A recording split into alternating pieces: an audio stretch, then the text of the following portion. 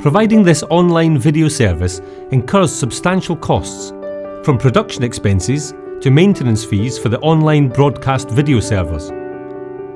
Whilst Web Channel 9 is offered free of charge, you're invited to sponsor the channel when you use the service. By clicking on this Sponsor Now link, you can use PayPal to donate £2, £5, £10, £15 or £20. All sponsorship funding is used to support Web Channel 9, which is an entirely not-for-profit public service endorsed by the National Spiritual Assembly of the Baha'is of the United Kingdom.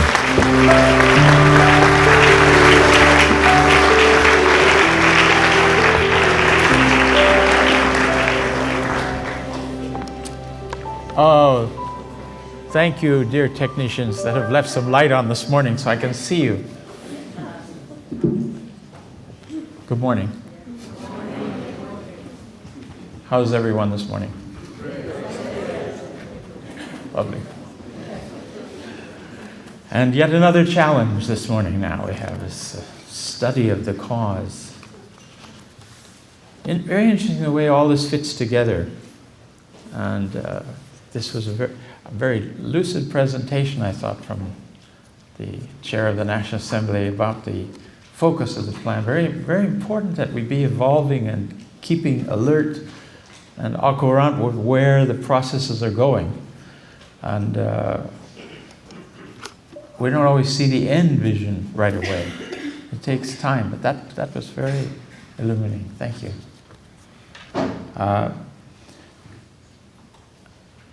I can only repeat what I mentioned to you before, that my own understanding of what I'm doing, I'm kind of, some people say old school, the old way of doing things.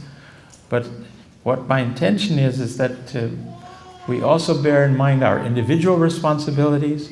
We have these terrific injunctions from Baha'u'llah calling us to immerse ourselves in the ocean of the words of God. And these things should be constantly part of our lives, not simply when we attend activities, but everything else is connected together. And this is the source of the energy that fuels all the other activities that we have. Shoghi Effendi also said, and I think that depends very much on prayer, meditation, and study, that the cause, the administration of the cause, the very processes, if you will, collective processes of the plan that you're examining in the messages of the House of Justice and in these studies that you have, has to be lubricated with love. Love is the thing that makes everything work. And love, the source of love, really comes from these simple actions of prayer, meditation, and study. We get that, and also we have a collective source of that. But I noticed I've copied something from the UK Baha'i newsletter, which I think is one of the most beautiful ones in the world. Baha'u'llah said, "In every breast which committeth his words to memory, God shall cause, if it were that of a believer, to be filled with his love." We're going to get to this point of memorization of writings. Some of us, the first we've ever done that is in the institute courses.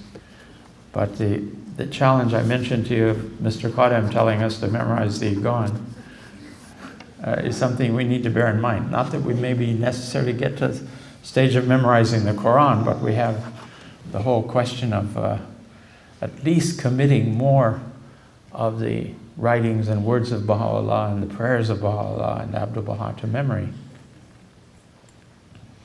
I would commend to you, with regard to this particular subject, a compilation. This is just my personal copy of it, but it's called The Importance of Deepening Our Knowledge and Understanding of the Faith. It was prepared by the Universal House of Justice by Research Department under the direction of the House of Justice. And it's the most comprehensive coverage of the question of what we need to study, how we need to study, what we need to put attention to in our individual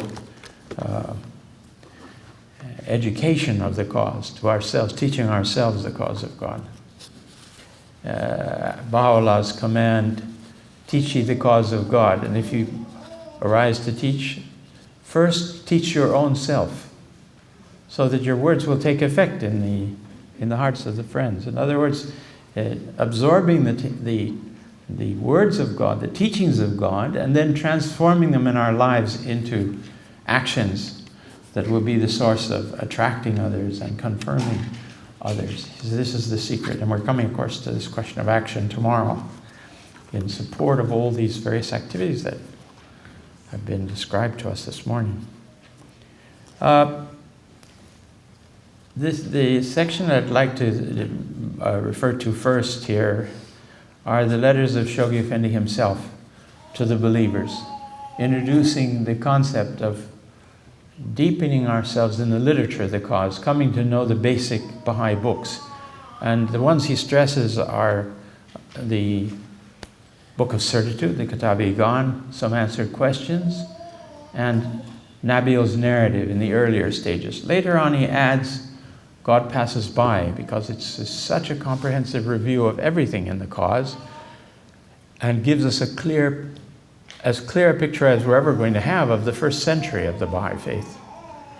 And that, of course, includes the heroic age and the ministries of the founders of the faith and of the center of the covenant. Brilliant distillation of all of the various literature we have of the cause, and also a balancing.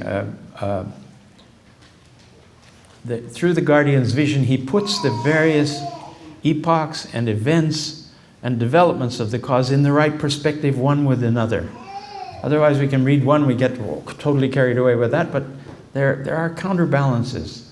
There are truths that are at the opposite ends of the globe, as Shoghi Effendi says in one of his letters. And if you really read the literature and comprehend the teachings of the faith, you find these things are connected in different ways. At first, they may sound like they're saying to do the opposite things. There's so many things that we need to do all at the same time. We have to get all that straightened out. But in this section, my own reading of it and looking at it with the youth in the World Center over the years, it reveals a certain suggested pattern. At least one could understand it in that manner. The first of the things he's calling us to do is to read the literature, pick up the books and read them. And then he says we should read and reread the literature. The friends told me that at one session of the pilgrims in the time of the Guardian, he had asked the pilgrims if they had read the Kitab-i-Gan. And they went around the table and one man said, yes, he'd done it. Shoghi Effendi didn't say anything, but the next pilgrim group, he said, I had asked the friends about if they had read and were studying the Kitab-i-Gan. And he said, one man, I can confess he was a Westerner, he was an American, said that he'd done it. And Shoghi Effendi said, you can't do the Igan, it doesn't ever finish, you know. You need to be reading and rereading. So just in case you say, well, I already read the Igan when I was a youth, and now I'm an adult, and I've done that. No, not quite. We have to come back. We're a new creation almost every minute, if you say. God said, Baha'u'llah says in the Tablet of Wisdom, he recreates creation. It's recreated from instant to instant so fast that you don't know it's being recreated. And you're in the process of immense possibilities, potentials, and developments. And so after a week, after a year, after being tested by the other believers, after being tested by God, after being tested by your own silly mistakes, you come to a greater understanding of the text. Your vision broadens. So you want to revisit it. I think I was just hearing people saying that we're rereading something the other day, and they said, the Igan happened to be, they said, every time we read it, we find passages that we've never seen before. We know we've read it before, and we know we've studied it before, but new things come out. And that's because of this torrents, Abdul Wahab says, rivers surging within the verses of God. If we become receptive to it, they start flooding our consciousness and exchanging our old ways of seeing with new ways of seeing. And Shoghi Effendi says very clearly, he says, the more that one studies the cause, the more one realizes that their previous notions were erroneous. It's a bit sobering at times. You look and you say, I thought I understood this, but now I see, but my limited understanding was not at all what it should be. But now I understand. Until next week when you reread the passage again. So we have reading and rereading. And then he goes on and he says we should delve painstakingly. Painstakingly involves a little bit of effort, a little bit of hurt, maybe trying to apply ourselves. It means finding a space in our day to turn our thoughts and attention, besides just reading, to the prayers of the faith, to study the literature. And perhaps we need to systematize that in a way so we can gradually work through these basic books along in our own spiritual lives and vision. Read, reread, delve painstakingly. Then he says we should digest the contents of these major books. That takes a lot of chewing. It takes a lot of effort, phrase by phrase.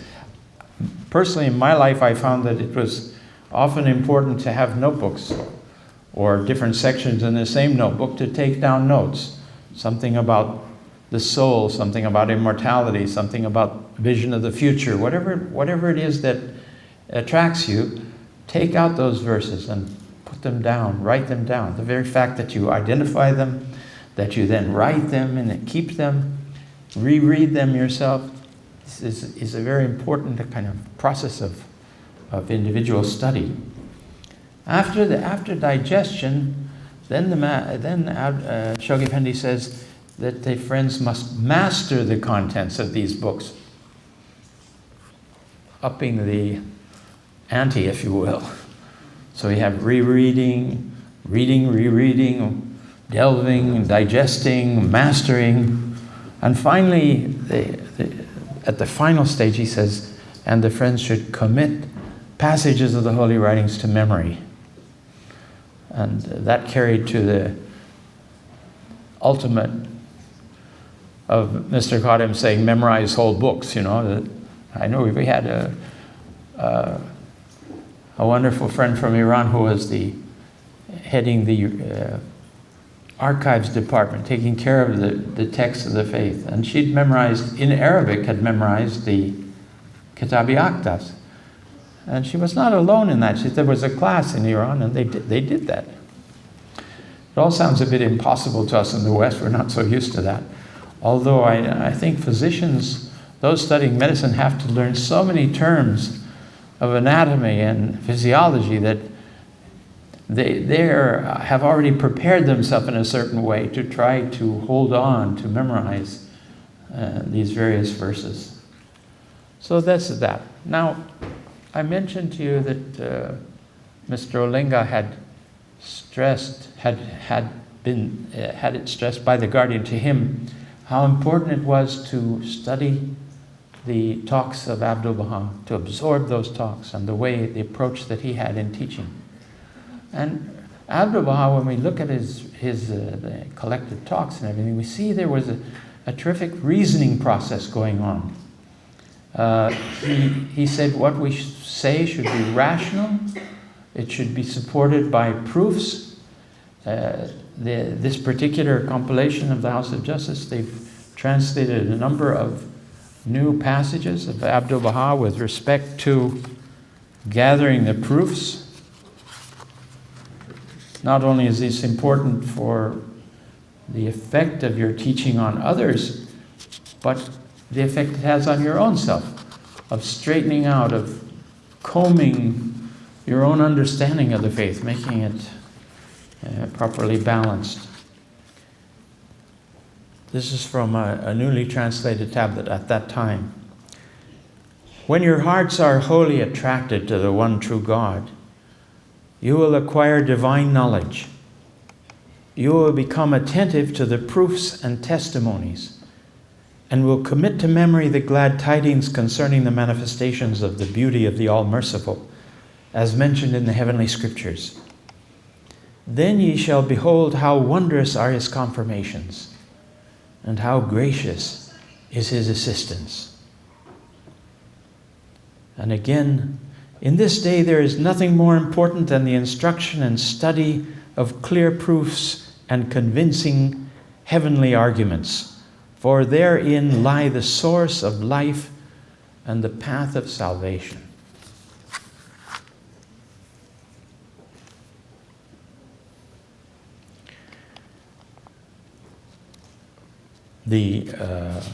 Besides those central books, there is a great emphasis in this particular compilation and in a number of passages that I know about the hidden words of Baha'u'llah. Very useful because it's transportable. They're short enough that you can start your processes of memorization. Besides the passages that you're finding in the Ruhi courses, add these questions of the hidden words. Abdu'l-Baha says, "It behooveth us one and all to recite day and night both the Persian and Arabic hidden words, to pray fervently and supplicate tearfully that we may be enabled to conduct ourselves in accordance with these divine counsels. These holy words have not been revealed to be heard, but to be practiced." Again, back to this concept of reading the holy writings should result in action. We should memorize the hidden words, Abdu'l-Baha's admonition to us, follow the exhortations of the incomparable Lord, and conduct ourselves in a manner which befitteth our servitude at the threshold of the one true God. In another place he says, "Be assured in thyself that if thou dost conduct thyself in accordance with the hidden words, revealed in Persian and in Arabic, thou shalt become a torch of the fire of the love of God, and an embodiment of humility, of lowliness, of evanescence, of selflessness." And finally, the hidden words is a treasury of divine mysteries. When thou ponderest its contents, the doors of the mysteries will open. What wonderful promises he has here. He goes on to, Abdu'l-Baha himself was stressing the major book of tablets after the Kitab-i-Aqdas, the importance of reading the Tarazat, the Kalamat, the Tajalliyat, Ishraqat, all these are things that are there. Gradually one wants to make a personal study plan, I think, to move from tablet to tablet and review these things. Finally, he says, there are certain pillars which have been established as the unshakable supports of the faith of God. The mightiest of these is learning and the use of the mind, the expansion of consciousness and insight into the realities of the universe and the hidden mysteries of Almighty God. Some of you recall a marvelous passage from Abdu'l-Baha where he speaks about God being the author of two books. Two books? We know there's a lot in the bookstore, but he talks about two books. One, he says, is the book of Revelation. And the other, he says, is the book of the universe, the book of the open tablet of existence. And God has created, revealed, and sustained both processes. And he says they are in full accordance the one with the other. The physical world, the outer universe, the creation of itself is the mirror image of the higher kingdom. And the revelation of God is the manifestation from the higher kingdom to us. He says, when you read the verses of the book of Revelation, you will penetrate the significances and meanings of the book of creation, the outer book of existence. And when you read and study the book of creation, that is your own education and your process of scientific learning and so on, that will give you insights into the book of Revelation. There's this balance. It's like back to the civilization has both science and religion to cause it to soar and sail.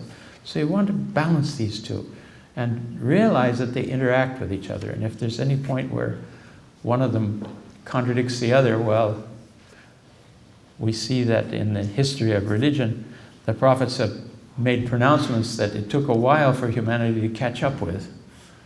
And we kind of have to look at the sciences we study in those lights to understand, for instance, the conundrum in science about the missing link, searching for the missing link. Abdu'l-Baha says it will never be found. So I don't know if I'd want to dedicate all my university studies to trying to find it.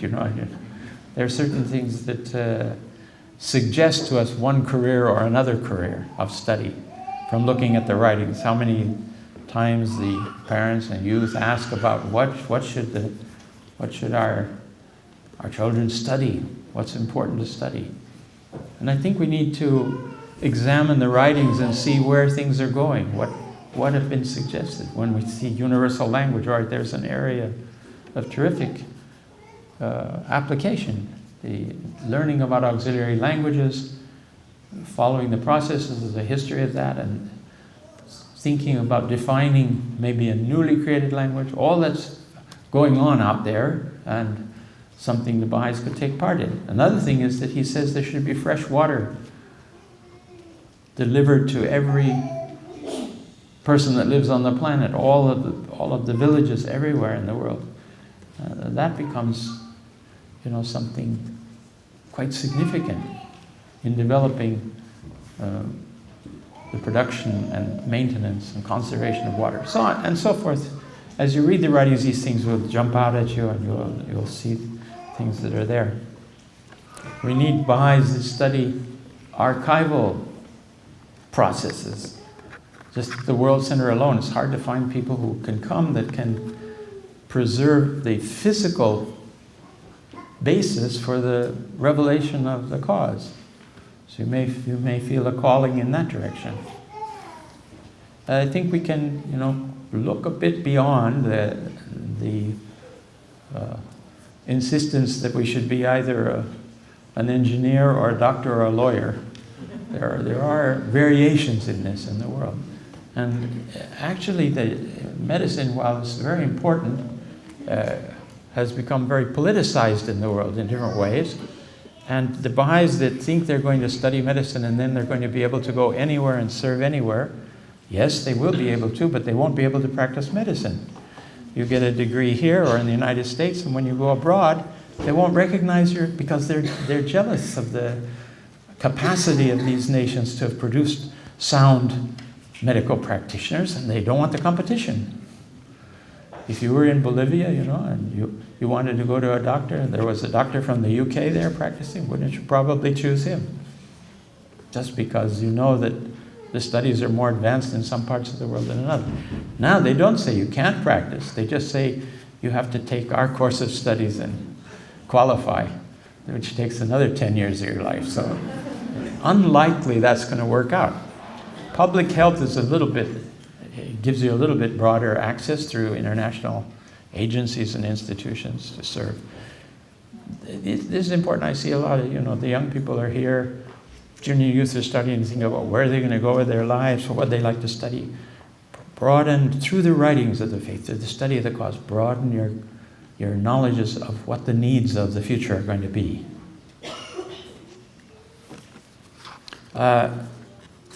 Mr. Olinga had a different way of speaking with the Baha'is than he had with with public talks. And this is something else you can see in the writings and talks of the Master. Very interesting to witness how he encouraged everyone, but he encouraged in different ways. Always with the public, he's bringing proofs and evidences. You realize that Abdu'l-Baha was facing the same materialistic outlook of the mass of people that we have today, only stronger today, even more than before. And he gives us the means for awakening people, drawing them out of that very materialistic view. Shoghi Effendi said the greatest enemy of the cause is materialism.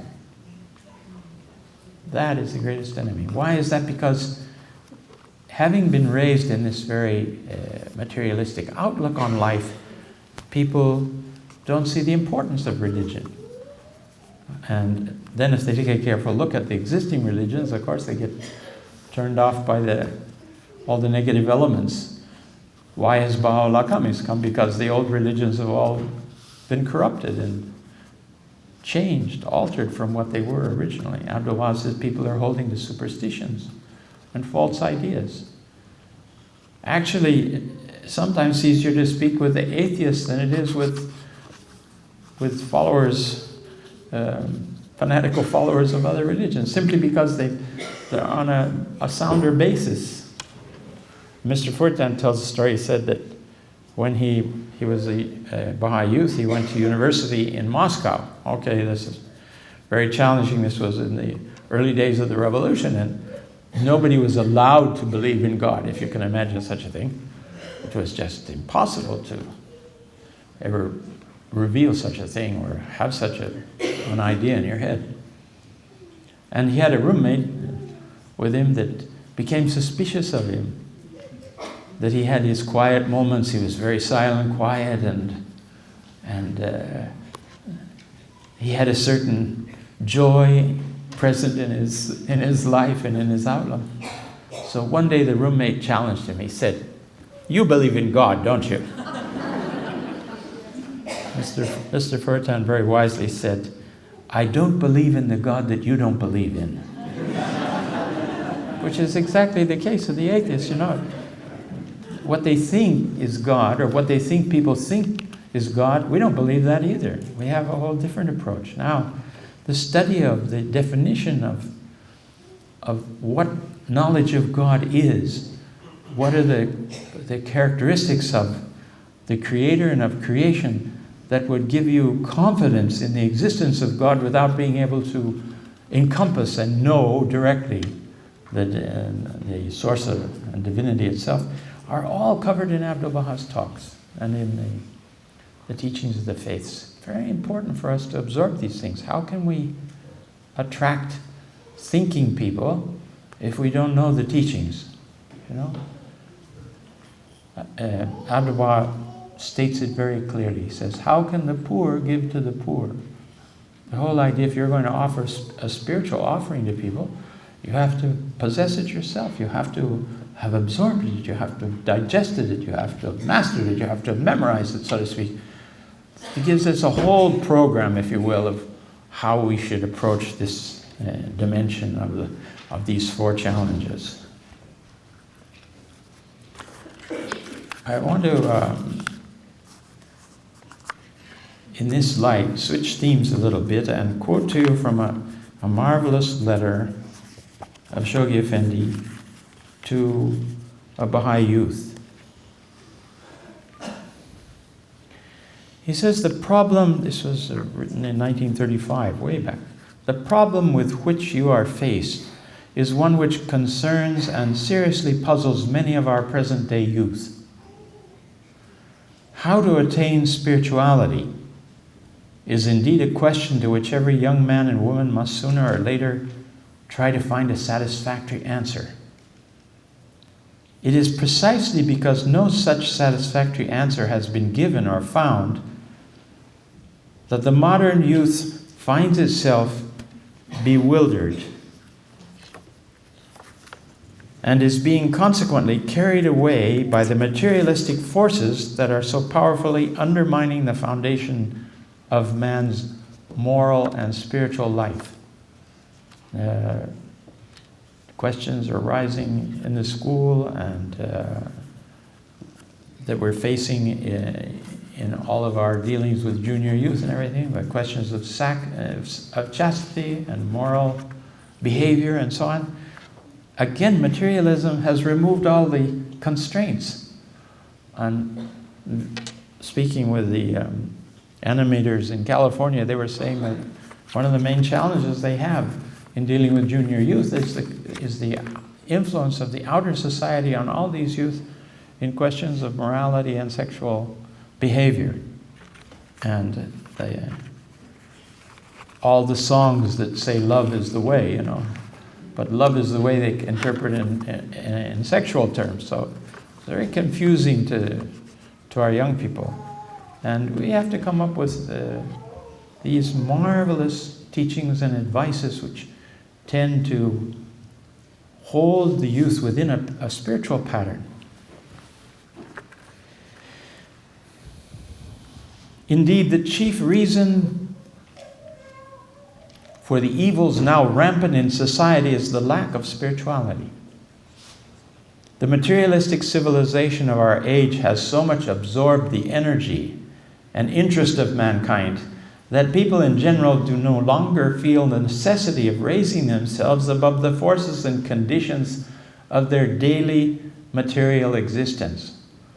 And friends, I think we all realize how that threatens us too, because the constant view of life, the way society deals with it, the way the media deals with it, the news we receive, the literature and novels that we might read, if you have any time left after engagement with the activities of the plan, all these things keep telling us life is something other than what the writings tell us.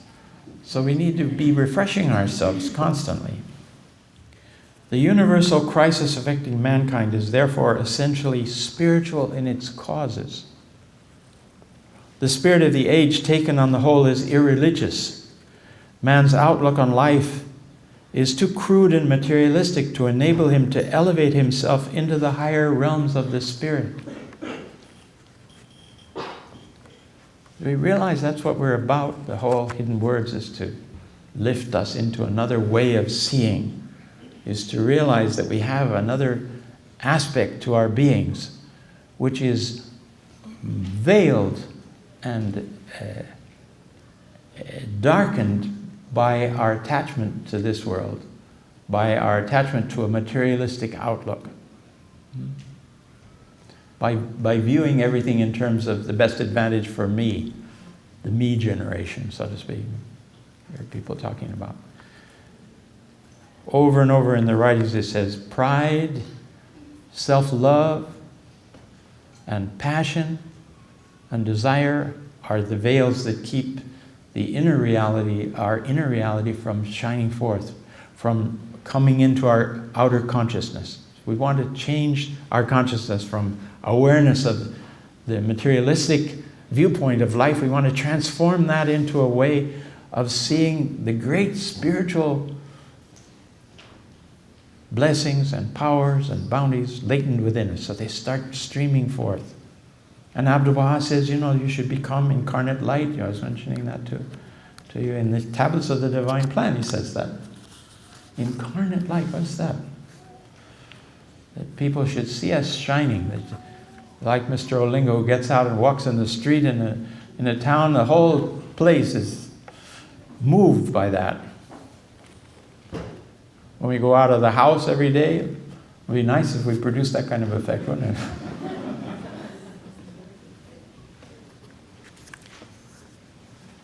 It is this condition, so sadly morbid, into which society has fallen, that religion seeks to improve and transform. For the core of religious faith is that mystic feeling which unites man with God. This state of spiritual communion can be brought about and maintained by means of meditation and prayer. Our old friends you're seeing here. And this is the reason why Baha'u'llah has so much stressed the importance of worship. It is not sufficient for a believer merely to accept and observe the teachings. Not sufficient to accept and observe the teachings. He should, in addition, cultivate the sense of spirituality, which he can chiefly acquire by means of prayer. The Baha'i faith, like all other religions, is thus fundamentally mystic in character. Its chief goal is the development of the individual and society through the acquisition of spiritual powers and virtues. It is the soul of man which has first to be fed, and this spiritual nourishment prayer can best provide. And finally he ends with a very strong statement. He says, laws and institutions as viewed by Baha'u'llah can become really effective only when our inner spiritual life has been perfected and transformed. Otherwise, religion will degenerate into a mere organization and become a dead thing. The believers, particularly the young ones, should therefore fully realize the necessity of praying. For prayer is absolutely indispensable to their inner spiritual development. And this, as already stated, is the very foundation and purpose of the religion of God.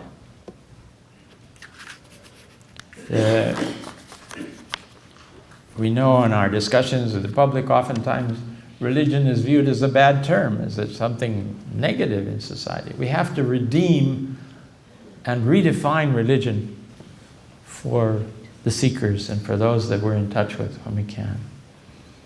And this, Baha'u'llah is telling us, comes principally from a life which includes prayer as its basis. One verse of Islam that Baha'u'llah quotes, remember, in the beginning of the 7 valleys, he says, "Whoso maketh efforts for us in our ways, will we assuredly guide them." Now, the action, service part, our involvement in the plan, confirms the truth of that in our lives. And then we realize more and more the importance of meditation, the importance of prayer, the importance of raising our own individual spiritual vision, the spirituality of our own lives, as a basis for remaining energetic and also remaining positive in carrying out the various communal and collective duties that are falling to our lot.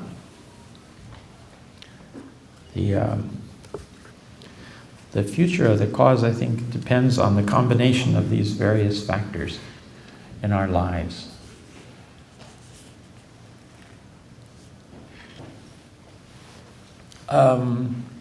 We have a few minutes more, and nothing is right at the top of my mind to want to say to you. Do you have any questions that you want to ask about on this subject, or on either on prayer meditation or on study of the writings that you'd like to have addressed? How valuable is it to pray your own words? I know that it's obviously better to use the Baha'i writers or Baha'i prayers. Yes. But did you hear the question? How valuable is it to recite prayers in our own words? Sometimes that can be very effective. There's nothing against it, but the verses of Baha'u'llah where he says, he's revealed the praise of God, the praise wherewith God praises his own self. Because of revelation, those are the words that are most appropriate in prayer. And sometimes our own prayers are limited in scope. So I think it's a question of balance between the two. Sometimes you find yourself reaching or just formulating your own words. Oh, God, help me with this thing, or whatever it is that's bothering us. And we should feel able to approach God and speak directly to Baha'u'llah in our meditations and in our prayers. He's there. Where are we? The question. But I think that certainly we don't have such things in our houses of worship nor in our meetings. We should be, I think, magnanimous if we have seekers who are amongst us and they offer prayers in their own words, to be understanding of that process, but to gradually wean them away from such a thing in public gatherings, in devotional gatherings. Devotional gatherings should be focused again on Scripture. Discussion is fine, everything. But that's the way I understand it. I hope that might be helpful. Any other questions? Yes. Thank you very much for your marvelous talks. I think we've all really learned so much from you, so thank you very much. Could you just comment briefly on, in terms of studying the books that you mentioned, like the Igan, could you comment briefly on the value of studying them together, as opposed to just studying them privately, or if there is any value in that?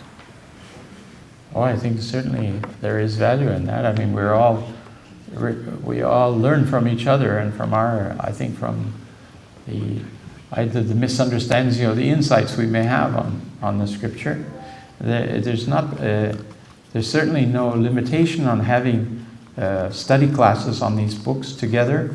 That House presently urging in smaller groups rather than making a national campaign or something like that. We have the 5-year plan of the House of Justice that we should be doing, but that certainly for individuals who want to be together, or if you find it's easier to study if you read with somebody else or with a small group, they're certainly welcome to do that.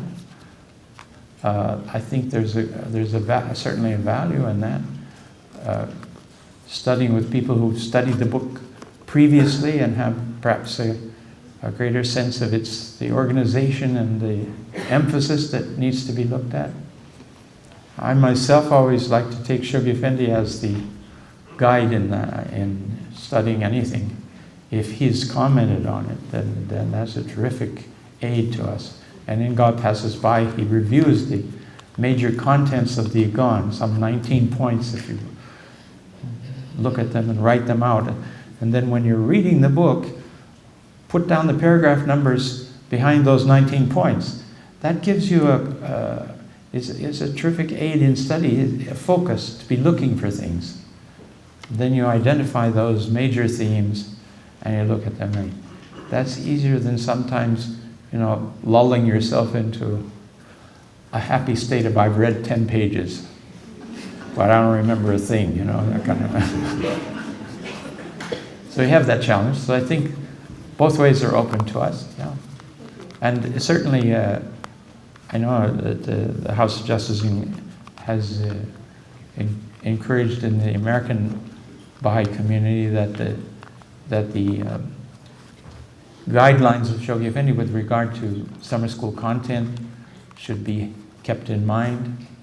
We have a balance, between aspects of the plan, which I think this is the way the school is planned here is very good, and that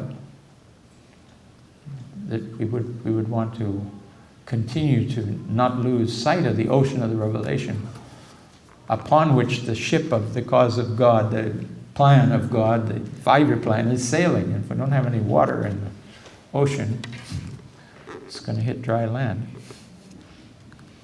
And when you have people complaining that, there's so much routine and there's no inspiration, and the point is that we have that individual responsibility to bring to the activities, the more organized activities of the faith, it seems to me. Yes, please. In our community, we have so many new, young people coming into the faith, and they're coming in through the Ruhi process, and they're engaged, and everybody is so busy and active. And after the July 1st letter, there was a group of youth that started asking for the Dawnbreakers, because it's that first paragraph where it's referred. As English isn't their first language, so even the Dawnbreakers is daunting, but we stop every paragraph to make sure everybody's together. And so would that be a wise thing? As you said that, I thought, gee, instead of wondering where to go, maybe. Well, I don't think a house is ever going to tell you not to study those things. Obviously, this is the basis of our faith.